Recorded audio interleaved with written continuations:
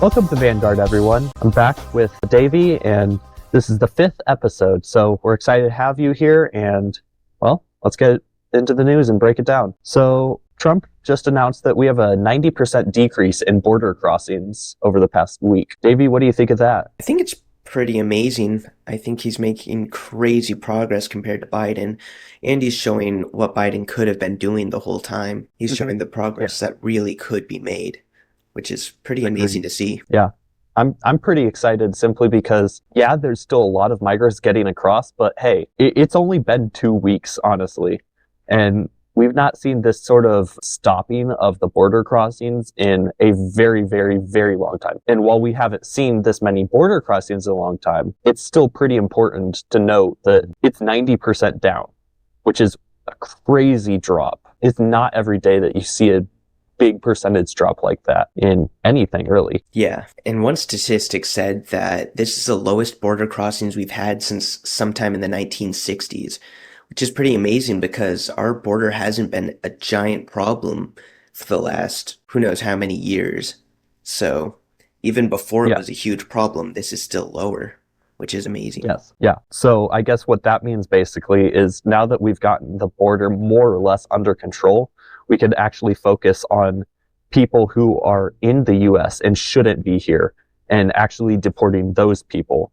I think that's what needs to be done next, simply because now that we've staunched the actual flow, now we've got to take care of the people inside. And so I think that's the next big step for departments like ICE and maybe even the National Guard. Mm-hmm. Trump's been making crazy progress in that as well, which is awesome to see. Yeah, he has. Yeah. And yeah, ever since Guantanamo Bay has been opened, we've seen tons of people getting deported there. And quite frankly, I'm very excited and optimistic to see what he's going to do here. Mm-hmm. It's going to be amazing to see what the progress he can make in the next 4 years. Oh, yeah, indeed. Now, it's definitely possible that this is simply him trying to get as much done as possible and obviously make good on his promises. But I don't know if we'll be able to see this sort of progress over the next 4 years.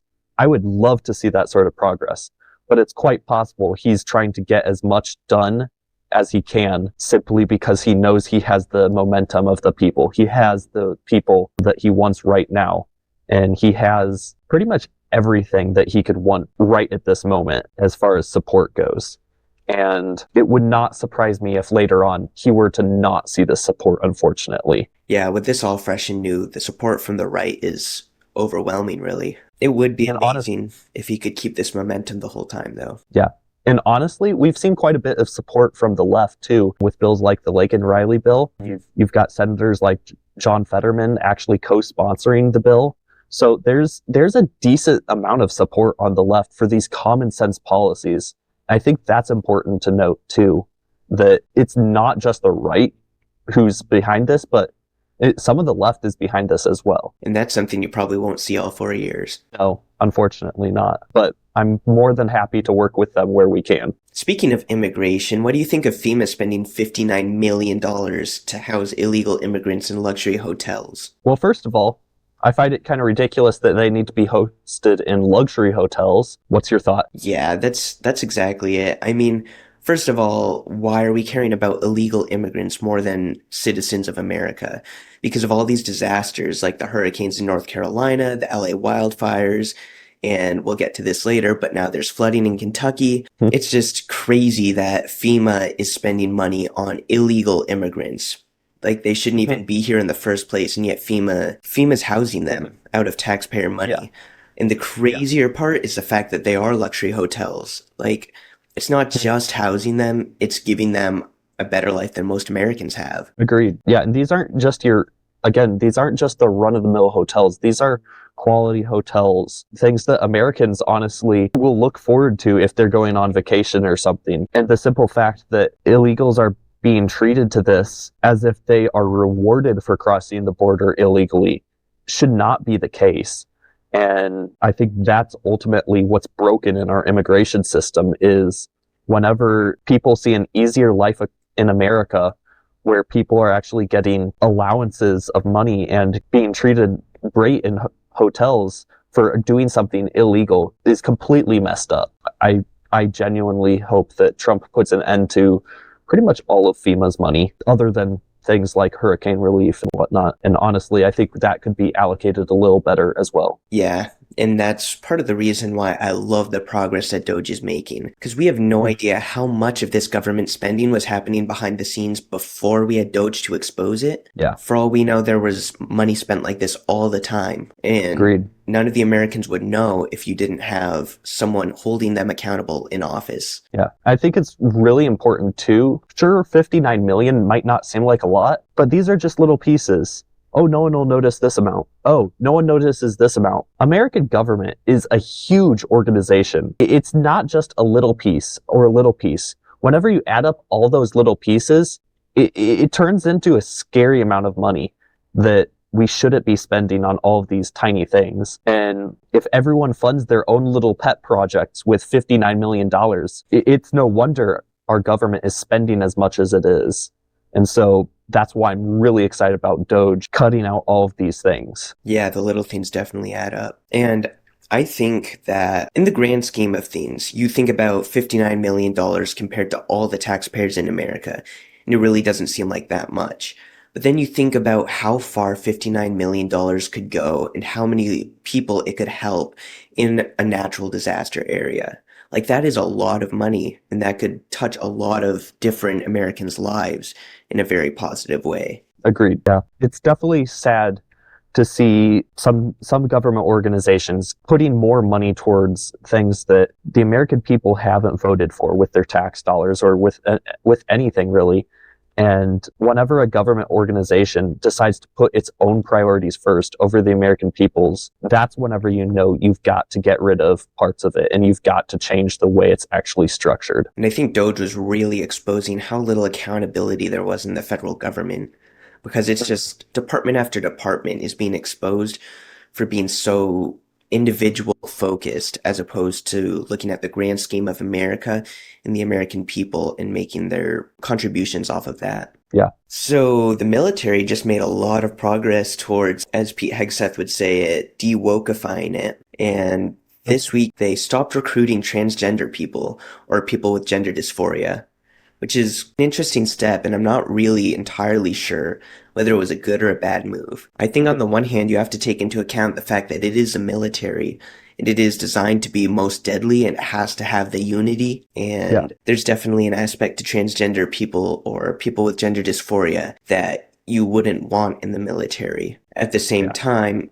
completely disqualifying them is a pretty big move, and I'm not entirely sure whether that was the right thing to do.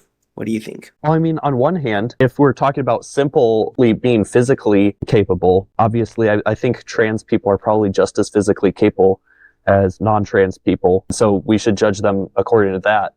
But if you're talking about mentally capable, they obviously are dealing with a mental disease of sorts, because it's not normal for people to believe they're the opposite gender. It's just that plain and simple. And so if we're going to disqualify people on that grounds, then I think we've got a really good basis for doing so. Politically speaking, I don't think it was the best thing they could have done, but as far as a moral standard, I think that's a good place to be for the government. But I don't know if the country is willing to accept that.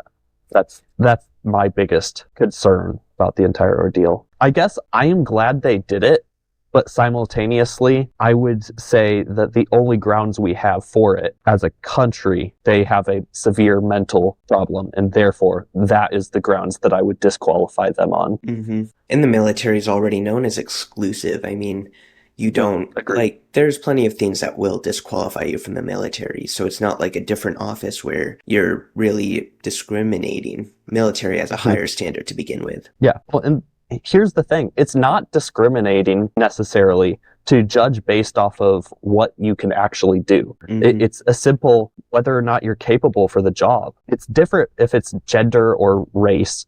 But if you're simply going off of capabilities, that's not discrimination. That's either you can do the job and you're hired, or you can't do the job and you have no place being here. Mm-hmm. And I think people just need to get their heads wrapped around that. Yeah, and I think the people in the military have to be grounded.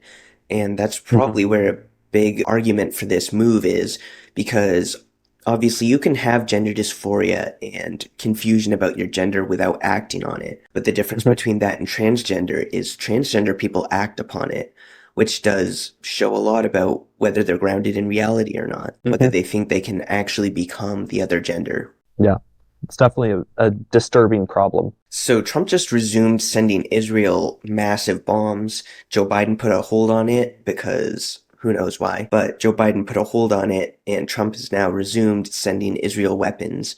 What do you think of that? I think it's great that Israel has the ability to get those bombs from us simply because they are actually paying our military to get those bombs. It's not like we're giving them away, as in like Ukraine, for instance. Israel is actually paying us for these weapons. So I think it makes good business sense, one, and two, it makes a lot of sense because we are Israel's ally. And if they need a weapon to defend themselves, by all means, let them have it. And they are fighting one of the few just wars. They have a complete sovereignty to defend their own nation. And quite frankly, Gaza needs to, I don't know how to word this. Quite frankly, if there are terrorists in Gaza, they need to be put down and removed from the area because the entire time they're a security threat to Israel. And so if that means that Israel needs a big bomb to get them out of the way, well, then so be it, Mhm. baby. Yeah, I think Israel's on the moral side of this war. Even if you just look at how Israel has treated their prisoners compared to how Gaza has treated Israeli prisoners, it's unbelievable how inhumane Gaza has treated them. And even if you just look at that, Israel's on the moral side of this and is right. And I think supporting Israel, who is on the moral side, is the right move. Agreed. Yeah. So now there's been massive flooding in Kentucky over the weekend, and Trump has declared it a national emergency, and FEMA is taking action, and the Department of Homeland Security. But I found that interesting, and I'm wondering Yeah. how FEMA's going to handle this, especially after Trump's making the cuts to them. Yeah.